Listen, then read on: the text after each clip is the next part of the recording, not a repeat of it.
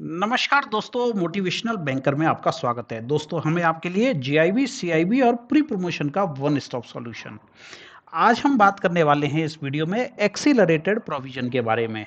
देखो, जब भी कोई अकाउंट स्ट्रेस में आएगा और उसके बोरोअर को या डायरेक्टर को विलफुल डिफॉल्टर डिक्लेयर किया जाएगा तो बात आएगी एक्सीलरेटेड प्रोविजन की। याद रखें, इस विलफुल डिफॉल्ट में गवर्नमेंट के या फाइनेंशियल इंस्टीट्यूशन के नॉमिनी डायरेक्टर नहीं आते हैं, क्योंकि उनका कोई रोल नहीं है। जो बोरोअर है, जो डायरेक्टर है, वो अगर विलफुली डिफॉल्ट करता है तो बात आएगी एक्सीलरेटेड प्रोविजन की। एक्सीलरेटेड प्रोविजन करना पड़ेगा उस केस में। देखिए, आपको पता है, अगर कोई विलफुल डिफॉल्टर डिक्लेयर किया गया है तो स्टैंडर्ड अकाउंट में हम 5% का प्रोविजन करते हैं। ठीक है। अगर अकाउंट एनपीए हो गया तो एनपीए में आपको पता है 3 कैटेगरी हमारी, सब स्टैंडर्ड, डाउटफुल और लॉस एसेट। लॉस एसेट में तो 100% प्रोविजन हो गया, उससे ज्यादा तो होगा ही नहीं, तो वो हमने यहाँ कवर नहीं किया है। ये आरबीआई के सर्कुलर से लिया हुआ है। ठीक है। अब सब स्टैंडर्ड में भी 2 कैटेगरी है, सिक्योर्ड सब स्टैंडर्ड और अनसिक्योर्ड सब स्टैंडर्ड। सिक्योर्ड में आपको पता है 15% प्रोविजन होता है और अनसिक्योर्ड में 20 और 25% प्रोविजन होता है। इंफ्रा लोन में 20% और अदर देन इंफ्रा में 25% होता है। ऐसे ही डाउटफुल 1 में, ये डाउटफुल 1 में 25%, डाउटफुल 2 में 40% और डाउटफुल 3 में 100% प्रोविजन होता है। अनसिक्योर्ड का तो 100% होता ही है। ओके। अब बात आती है कि माना कोई भी अकाउंट एनपीए हो गया, तो एनपीए हो गया तो प्रोविजन ये होना चाहिए 15%, 25%, 40% या 100%। परंतु जो डायरेक्टर हैं उनको विलफुल डिफॉल्टर डिक्लेयर कर दिया गया है, नॉन कोऑपरेटिव बोरोअर डिक्लेयर कर दिया गया है। ऐसे केस में बैंक को इन अकाउंट्स पे एक्सीलरेटेड प्रोविजन करना है। एक्सीलरेटेड का मतलब क्या हो गया?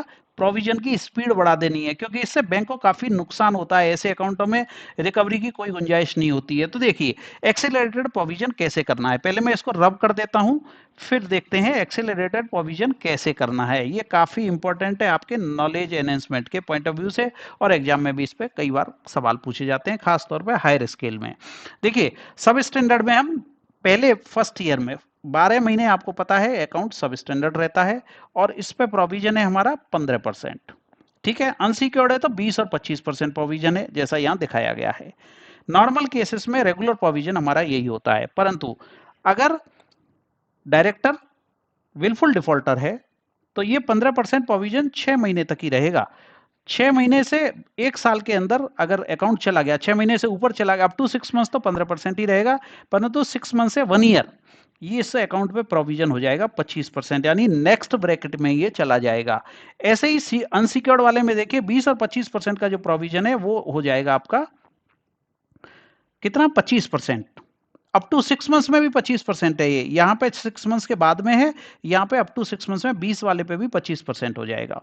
तो ये तो बात हो गई पहले 12 महीने की, जब अकाउंट सब स्टैंडर्ड रहता है। अब जानते हैं आप, अगले 12 महीने ये डाउटफुल 1 में रहेगा, अगले 24 महीने ये डाउटफुल 2 में रहेगा, और फिर ये permanently 5th year and onwards, 1 साल ये हो गया, 1 साल ये हो गया, 4 साल हो गए ना, तो 5वें साल में ये चला जाएगा डाउटफुल 3 में, जहाँ 100% प्रोविजन है, उसमें कुछ नहीं करना है। अब देखिए, अगर अकाउंट डाउटफुल 1 कैटेगरी में है तो इसमें सिक्योर्ड पे 25% प्रोविजन होता है और अनसिक्योर्ड पे 100% प्रोविजन होता है। तो ये चला जाएगा नेक्स्ट कैटेगरी में, 25 की जगह प्रोविजन आपको करना पड़ेगा 40%। ऐसे ही डाउटफुल 2 कैटेगरी में आने पे आप जानते हैं सिक्योर्ड पे 40% प्रोविजन होता है, अनसिक्योर्ड पे 100 होता है। ये भी नेक्स्ट कैटेगरी में चला जाएगा, यानी 40 से जंप कर जाएगा 100% पे। और डाउटफुल 3 में तो 100 ही है, तो 100 से ज्यादा तो हम प्रोविजन कर नहीं सकते, तो ये 100 ही रहेगा। यानी सिक्योर्ड सब स्टैंडर्ड है तो 6 महीने के बाद 15 की जगह 25% प्रोविजन हो जाएगा। अनसिक्योर्ड सब स्टैंडर्ड है तो 20 या 25 की जगह एक ही प्रोविजन होगा 25% का।